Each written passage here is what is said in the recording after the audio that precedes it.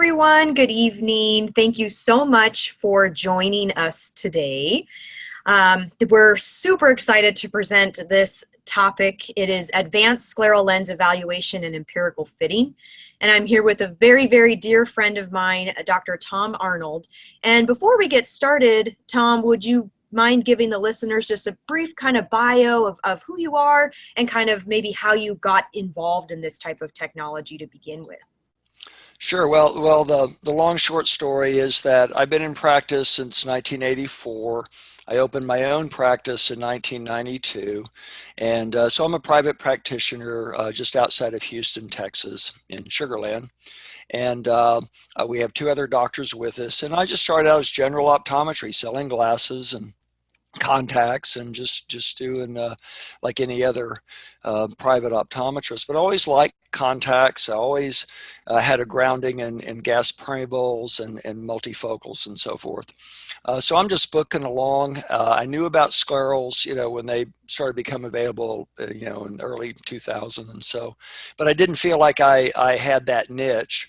And I was encouraged by a corneal specialist that I did a lot of work with to start fitting. And rather reluctantly, I kind of dragged my feet a while, but I was encouraged, and I actually went to my first meeting to be introduced to sclerals was with a good mentor of yours, Stephanie, Ed Bennett, and Greg Denier. And actually, Greg Denier is the first one that put a scleral lens on me, and I was, very amazed how comfortable they were.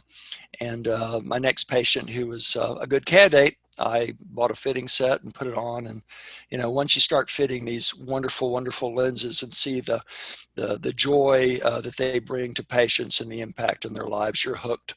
So I've been fitting sclerals now for about 8 years, out of a 34-year, a 36-year career.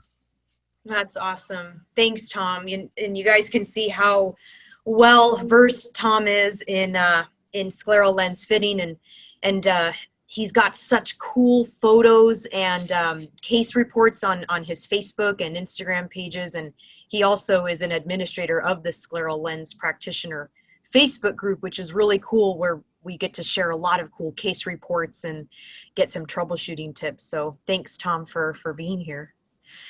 And just a quick brief bio on myself. I also was kind of like Tom in the beginning when I started practicing about 10 years ago. I was basically joined up with a private practice, doing everything: glasses, contacts, red eyes, diabetic exams, post-ops, all that kind of stuff. But I had completed a residency, so I really wanted to integrate scleral lens fitting into it. And so I started fitting scleral lenses, during school and then during my residency, which is just kind of when they started to get popular again. And then, then I just kind of incorporated that into private practice. And now I have a new practice in Las Vegas, and that's all I do. So I only do specialty contact lenses at this practice now.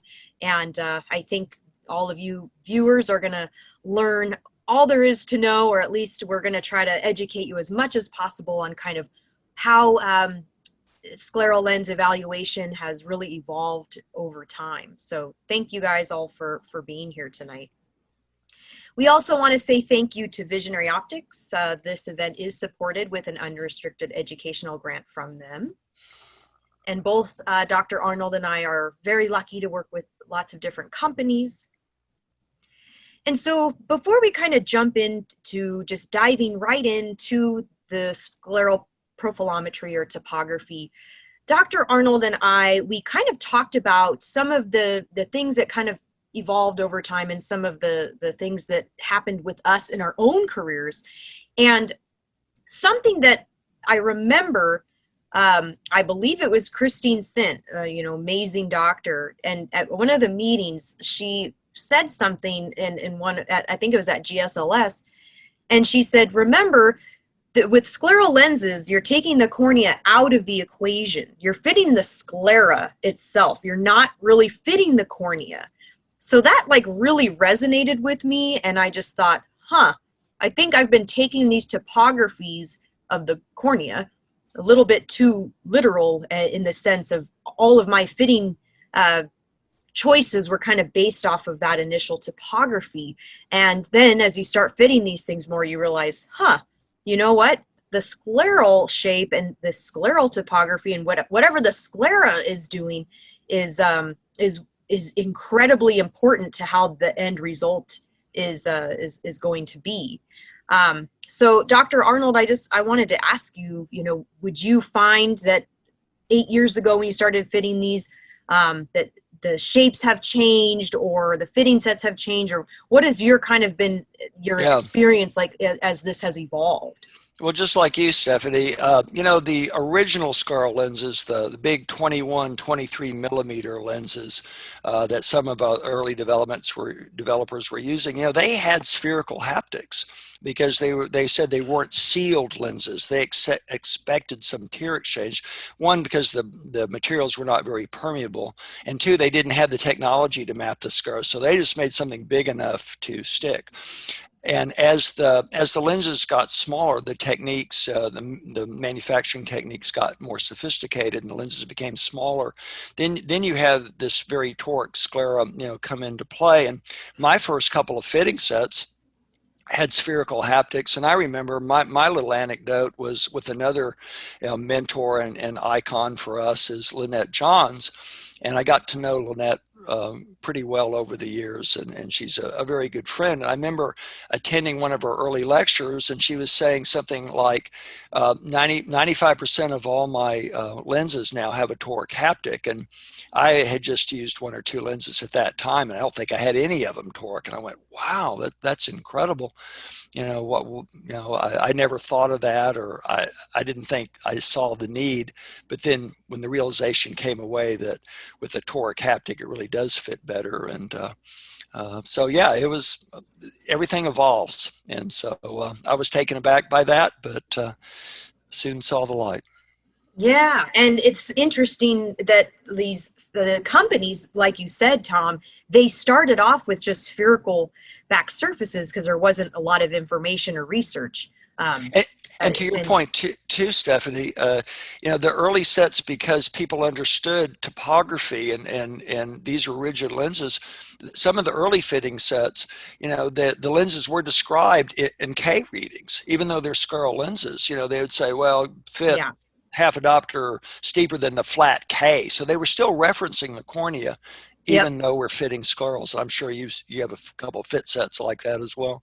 Oh yeah, it's really interesting where things how things have progressed. So just like Tom said, most of the fitting sets like 10 years ago had just spherical back surfaces, and we didn't have a ton of information about scleral shape really at all.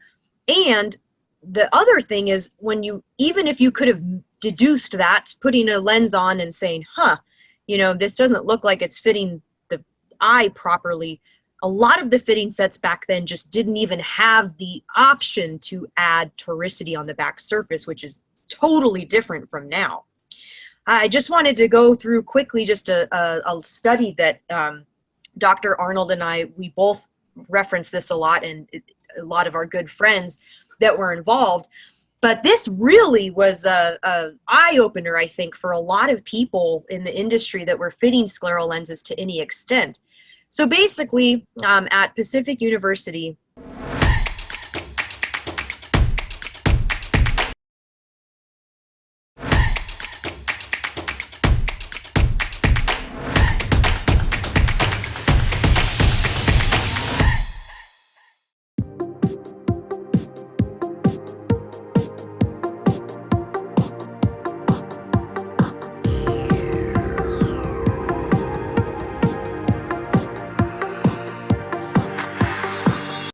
they took 96 eyes and they used a Visante OCT to take a look basically at how things were angled on where the limbus was, and then all the way out to like a 20 millimeter cord length. So if you all are slightly familiar with the OCT, they measured from basically the limbus down to a 15 millimeter cord length, and then they repeated another scan where they're going from 15 millimeter cord length to 20 millimeter to just kind of understand what's going on with the shape of the sclera.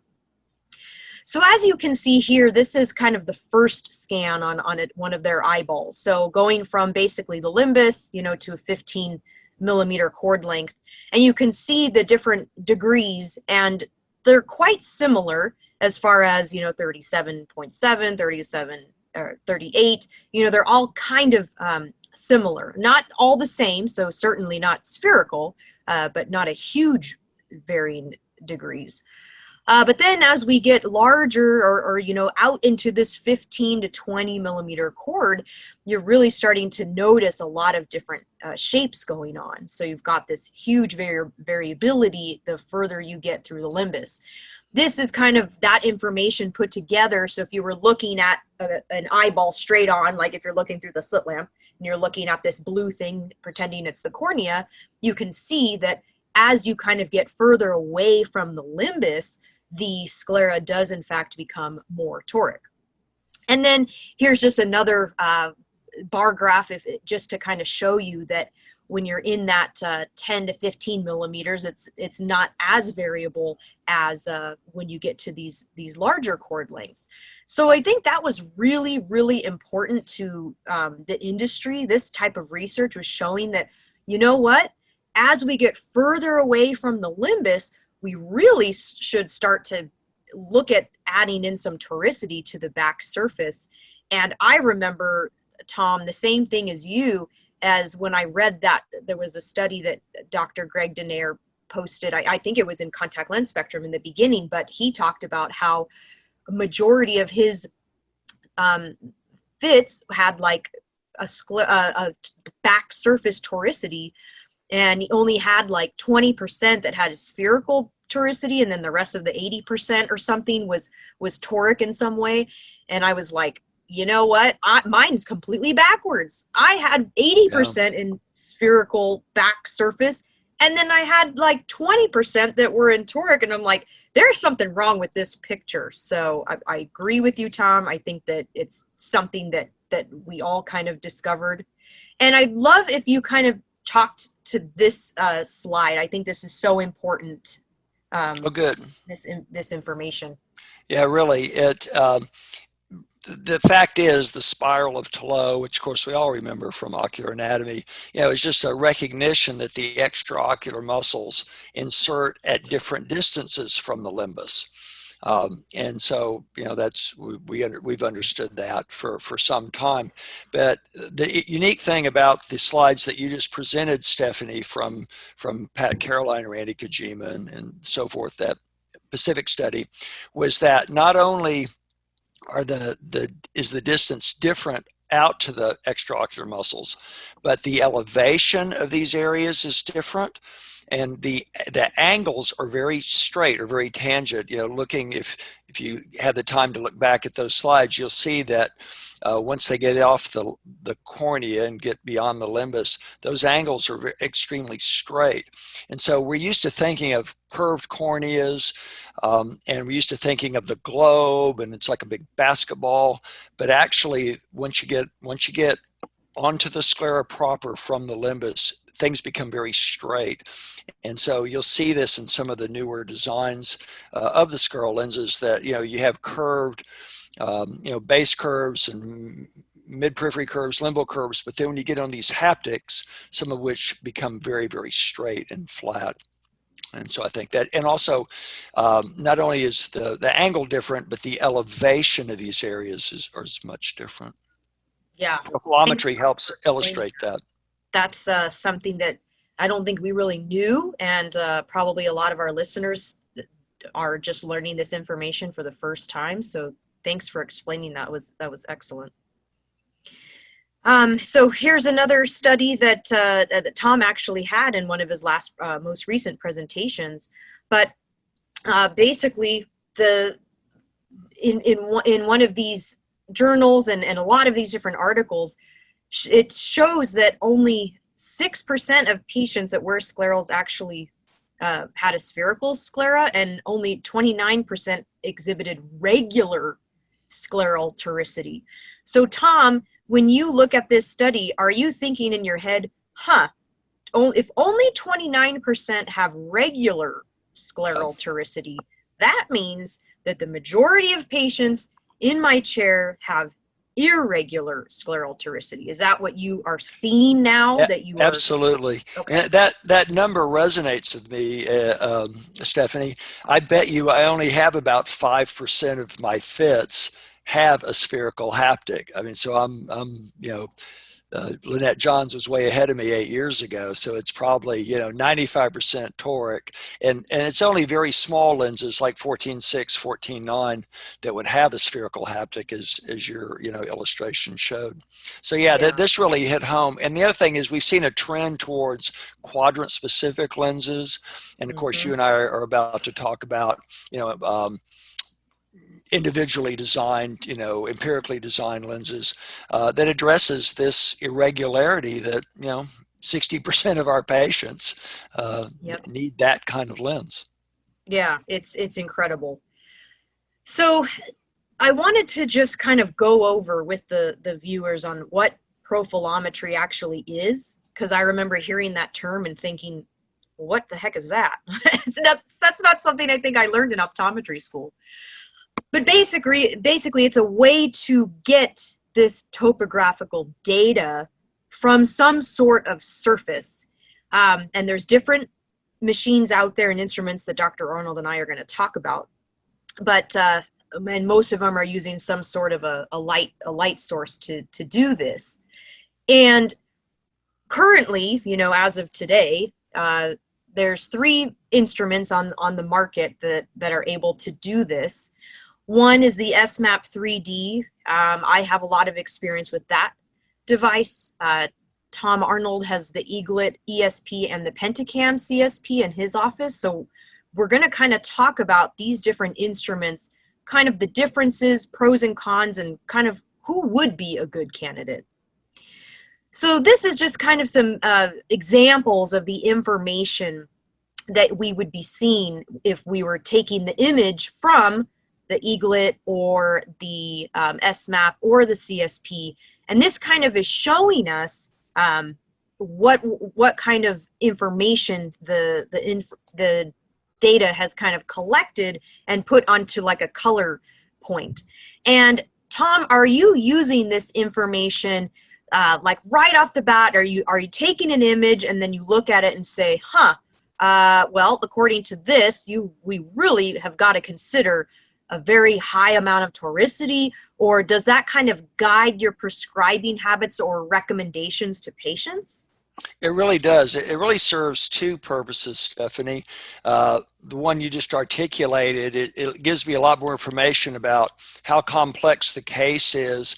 What kind of lens do I think, what kind of features of a lens are needed to fit this particular patient. But I think technology also has another aspect or benefit in patient care, and that is explain the patient the nature of their problem. And over the years, as we've added various instruments to our practice, the patients go, there's a wow factor that, oh, I didn't understand. No one's ever explained this. I've never seen this before. So it really helps kind of justify that this is going to take a while. It is more expensive, but I'm the expert. You're in the right place to do this. So I think it helps explain, well, why is this so difficult? And so there's a little wow factor in it as well. That's awesome. I love the way that you explain this to patients. And so just like Tom alluded to before, this type of technology has really given us the ability to create these incredibly custom, unique lenses. So you can see with just by looking at this scleral lens, that is not a typical scleral lens that you see out of your fitting set.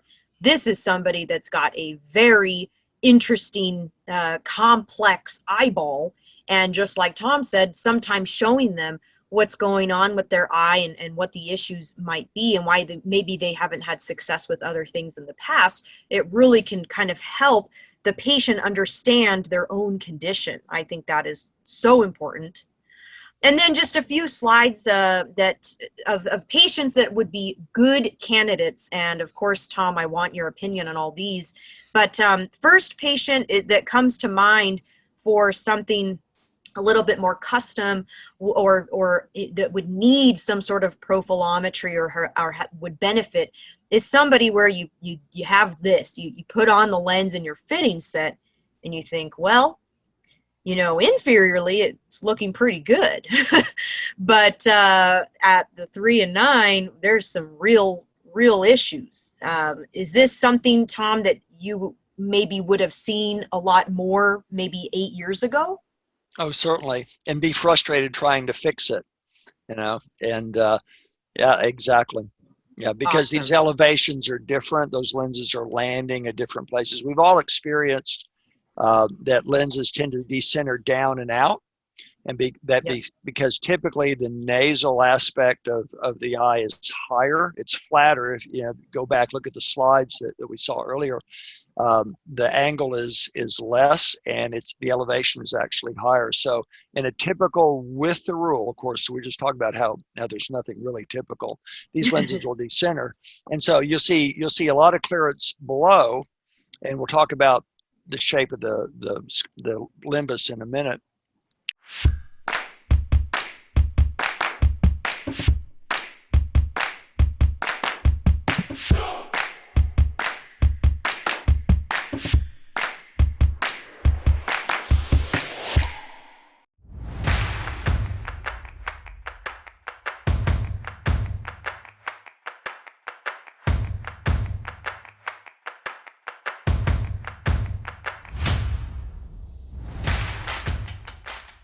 But it's also the elevation differences. So yeah, it's very, you look at this and go, yeah, I need another answer. Absolutely. Here's another just patient that comes to mind. And these are a lot of patients that get referred to me, and I'm sure they get referred to you all the time, Tom, where the practitioner has kind of done as much as they can with their traditional scleral lens designs, and they don't really have the ability to fix maybe a pinguecula that's getting smushed, or a pterygium, or just some sort of irregular scleral shape. So when I think who is a great candidate for scleral profilometry or some of these more custom lenses, if I see any sort of pinguecula, I immediately point that out to them when I'm going through some of these images with them and showing them, you've got this area of tissue that's more elevated, like a speed bump. So if we don't do something more custom, it's definitely going to be more challenging to kind of fit this area properly, and we may never be able to get to the end result like we would with the custom lens if we just keep going down this path.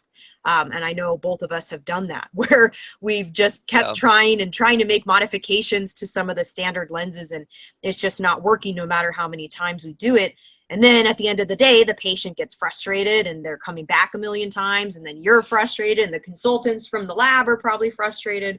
So all around it can provide a better experience. That's true. It's better to identify it early and tell them rather than have them come back and you not. But this is a great slide, Stephanie, and going through this presentation, I wanted to point out this is a great slide, and not only because it shows that it's riding up on the pinguecula, as your arrow illustrates, but notice how above and below the pinguecula there, you see the shadow. You see the big shadow, particularly from like 2 to 3 o'clock. And that just shows that pinguecula is lifting that lens off. So they're going to feel it. It's going to rub. They probably get some bubbles underneath it. So it's not just impinging on the bump and, inducing some redness, but it's just not fitting well. And so, yeah, it's a great picture, great photograph. And here's actually your picture, Tom, not a patient that you fit to initially. This is somebody that probably came to you looking for help, but can you tell us a little bit about this patient? I think you ended up fitting them into like an eye print from your That's absolutely right. Yeah. Stephanie and I shared these slides, and I said, well, I'm going to show you, I'm going to give you a slide. I said, I did not fit this patient. This is my patient, but I didn't fit it. Very interesting lady. This is a young physician, actually, who had LASIK in India. and she probably had early keratoconus that was not detected. And so she's very, very ectatic, just cornea was crazy, and Wow. was fit elsewhere. And it's, as you see, it's too small, it's too tight. And she actually got some chalasis, conjunctival chalasis, or that's not the right word, but calcification, whatever. It got really hard and brittle. And yes, we did. That's exactly what we did. We did an eye print on her to get over this, much larger. It improved dramatically. Like in 6 weeks, it was white and clear. But of course, the architecture changed. So we actually did another mold, and she's quite happy. So yeah. No, that's Oh yeah, excellent. that's a good example of it just gets congested. You're just digging into there and pushing it up. It's exposed, and it just dries out. So it's always red. It's Yeah, pretty nasty. But she did real well in a custom lens. Yeah. that's awesome. So basically, if you do scleral profilometry or topography on patients in your practice, there's lots and lots of benefits. So just like Tom alluded to, it gives you excellent information about the scleral shape. And then you can have that conversation with your patient and say, hey, this is what's going on with your eyeball, and that is why I'm recommending this lens type. Because these lenses are so custom, and they're made very, very well, it does save time. So not only the patient and the doctor time, but it's really everybody's time that's involved in this whole process.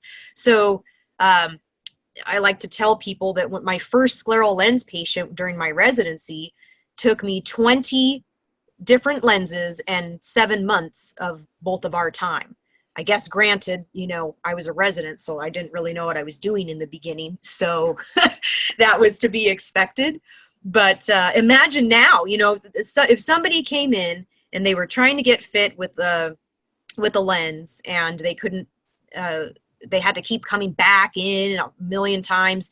I mean, people just don't have time for that anymore. Including myself. I want to go to whatever doctor I need to go to, and whatever is going to get me to the end result the fastest. I think that is really important. And Tom, I'm really curious on, is this something that you explain to patients before you kind of decide on a lens to use? Or is the patient the one that's kind of involved in the decision making, or are you just kind of making a recommendation or two based off of everything you see? When patients come to us, they know they have issues, and they know they're difficult. Either they have issues that they can't see, or maybe they've been fit elsewhere and they see the benefit of a scleral lens, but it just doesn't fit right. And so they're open to, they want to be fixed, and they want to get back to work or school. And as you well know, Stephanie, having a specialty practice, that's totally focused on this. And we're a general practice, but as we built our practice, we have lots of referrals. And as you well know, people may come from hundreds of miles just for this, for your service. So I think we owe it to them to explain that we want to get to the end point, as you said, as quickly as possible, to get them seeing well and getting comfortable. And we may have good, better, and best, but we're the doctors, and we say this is what you need, and that goes a long way. I think lots of times optometrists maybe are more timid about discussing fees, or we'll do something easy. If that doesn't work out, we'll take the next step, and after that. But I've gotten more bold and just say, look, this is what you need to do. And I don't want to oversell people. I want to do what's appropriate for them, but it's up to us they're coming to us for our advice. And I think we owe it to them to give them the best option we have. I love that, Tom. And that just goes to speak to what kind of doctor you are. As many doctors and patients know, you're just somebody that is very honest and trustworthy, and somebody that's not going to just sell somebody something because they don't need it. You're actually telling them, hey, we want to do what's best for you. We want to get you to the end result the fastest, especially if they're traveling, hundreds of miles. That's I think so important. And thank you for sharing that. I think a lot of the listeners really are going to appreciate that token of advice. Something that we haven't really discussed is empirical ordering. So something that is really exciting about this profilometry data, so if you end up getting one of these instruments in your office, is that you're able to capture the images, and the laboratory is able to actually look at the image on their end, and then they can create a lens that is really, really custom to that patient's eye. So you're not fiddling around with multiple trial lenses in office trying to figure out what the best fit is. And would you say, Tom, that this has decreased the amount of chair time with your patients? Definitely. And this era of COVID and cleanliness and all this, patients appreciate that. They don't want two or three lenses that maybe have been on someone else's eye, previously. So they are concerned about that. And we, even if you use a diagnostic lens that your profilometer may recommend, you can be pretty confident. My experience has been, if I am doing a diagnostic lens, that lens that is recommended will fit. Now, I may modify it, I may want to tweak it, but I'm not putting on three lenses, and I'm not putting on brand A, and it doesn't work, and I'm putting on brand B, and that doesn't work. Now I'm on to brand C. The lens that I select, I know is going to work, and the diagnostic lens often is. So if I can just put one diagnostic lens on, that's good. But Stephanie, we've done empirical fitting for corneal lenses for years. I mean, I don't do diagnostic fitting of corneal lenses at all. I take it from the topography, and the lab makes me a lens. So I think that's where we are. We're almost there. I think there's some more work to do, but I think in the next 12 to 20, 18 months, we probably won't be fitting many diagnostic lenses at all. Yeah, and that's so wonderful, with this time in our careers and the culture with everything, like you said, just trying things on, and somebody else has had it on, and all this stuff with the fear with everything. And I don't think that's going away anytime soon. It just gives the patient a little bit more confidence as well, that you're not using all these lenses that were on a million people's eyes just a few hours ago. Well, So and the other thing too about the corneal lenses is that um, if you take a diagnostic corneal lens, say, and it's real is way off. Let's say you need a bitoric, say a 4 diopters of corneal cylinder. You put that diagnostic lens on just for whatever reason, it's not going to fit. They're not going to be comfortable, and that's their experience. That's their expectation. So you want that scleral lens, which sclerals are by definition more comfortable, but you want it close. So if you have an empirically fitted lens designed for off their profilometry, the wow factor is really, really good. Some manufacturers will make you a lens and make it plano even, and right. you'll put it on. You'll explain to the person, that this is still a template, but it fits. And now we're going to give you the proper power. And so then you have one visit, not 3 or 4. Yep. So I know it has really changed the whole culture of scleral lens fitting. To earn CE credit, or if you want to see a list of all of our events that are coming up where you can earn CE credit, visit woou.org or click the link below. Hope to see you soon.